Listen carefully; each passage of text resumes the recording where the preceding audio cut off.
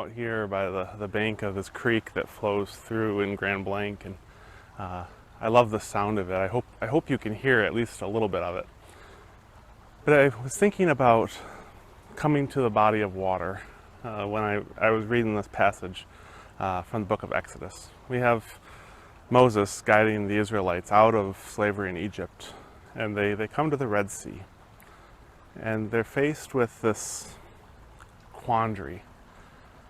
We're stuck. God seems to continue to get us out of sticky situations, and yet we don't know what to do. We face that as people today, don't we? We know that God is with us. We know that God will get us out, get us through, walk with us through. But sometimes we just don't know what to do. So take a listen to this passage from Exodus chapter 14, verses 13 and 14. But Moses said to the people, "Don't be afraid. Stand your ground and watch the Lord rescue you today. The Egyptians you see today you will never see again. The Lord will fight for you.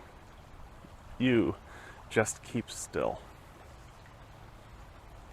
One of the things I love about this passage is that, one, Moses is talking to us. This isn't God talking to the people directly. This is Moses talking to the people. This is Moses providing good leadership.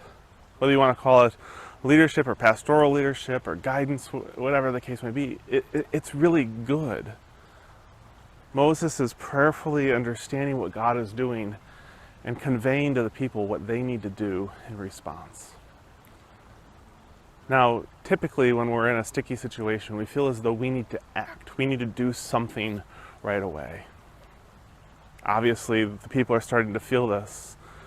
There's probably those in their ranks who are starting to rise up to maybe stand in front of Moses and say, "Moses, I'm in power now. I'm the captain now." But Moses comes up to them and says, "Listen, I know that your initial instinct is to do something right now. But with all that God has done so far, with all that God has proven that God is faithful to us, maybe right now what we need to do is just be still. Not act, not do something." Now, I get that seems to go against logic. Logic would tell us that we are supposed to do something, self-preservation, get our hands dirty, don't sit in the sidelines and watch, but be involved.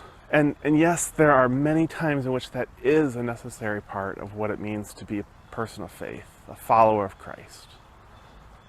But there's also times where our trust of God has to lead us to simply being still. Seeing that God has and will continue to act in our lives. So I love that Moses offers that reminder.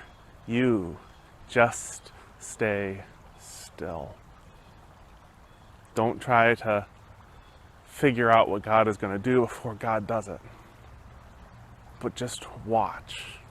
Now, what's interesting is that God, of course, does provide, and then it is their opportunity to go. God parts the waters of the Red Sea, and the Israelites are then instructed to go through. Now, I don't know about you, but that act of going through the parted waters had to be something that was terrifying. That had to feel like one of the biggest risks they could take. And so sometimes the call to do things is very real and very necessary. But so is the call to be still and to watch what God is already doing. Amen.